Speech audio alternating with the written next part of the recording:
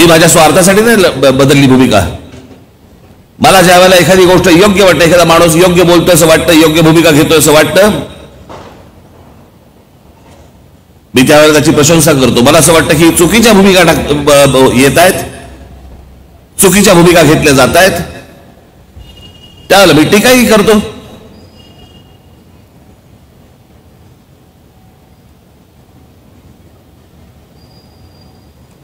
मध्यंतरी ज्यावेळेला नरेंद्र मोदी ज्यावेळेला मुंबईमध्ये आले होते त्यांच्या व्यासपीठावर मी सांगितलं होतं ना, त्यांच्या समोर बोललो होतो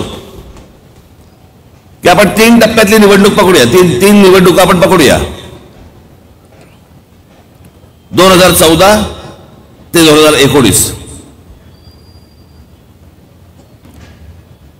2014च्या आधी या देशामधला पहिला माणूस मी होतो की ज्याने सांगितलं होतं की या देशाचे पंतप्रधान नरेंद्र मोदी व्हावेत. 2019ला निवडणूक झाली, आपलं 14ला निवडणूक झाली. माझ्या ज्या अपेक्षा होत्या या सगळ्या याच्यामध्ये किंवा ज्या प्रकारच्या गोष्टी किंवा त्यांनी सांगितल्या होत्या त्याच्या बरोबर विरोधात गोष्टी सुरू झाल्या. आपल्या समोर जे चित्र उभं केलं होतं ते पंतप्रधान झाल्यानंतर ते मला पूर्ण होताना दिसेना,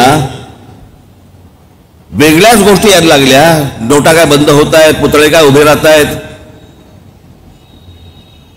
काँग्रेसच्या काळामध्ये ज्या ज्या योजनांना विरोध केला होता यांच्या काळामध्ये जर समजा त्याच योजना येणार असतील मग त्याला विरोध का केला होता.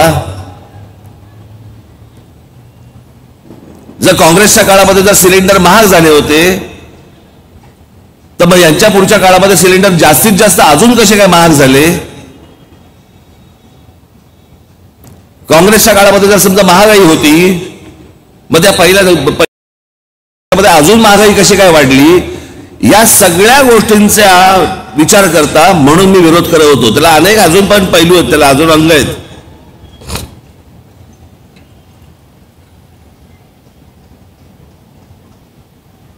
दोन 2019ची निवडणूक संपली आणि 2019च्या निवडणूक संपल्यानंतर अनेक गोष्टी अशा झाल्या की ज्या योग्य झाल्या, चांगल्या झाल्या.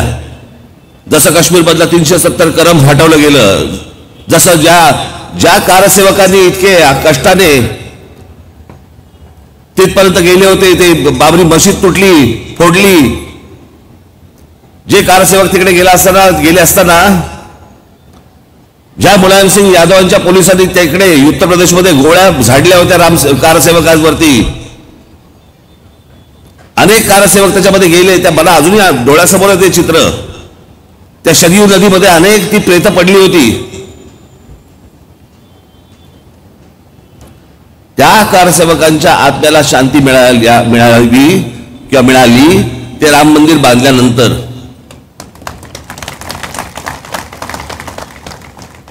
याचा अर्थ प्रत्येक ठिकाणी मंदिर बांधत सुटा असा नाही होत, पण इतक्या वर्षांचा पडलेला प्रलंबित प्रश्न होता तो एक वेळ सुटला. अभिनंदन नाही करायचं.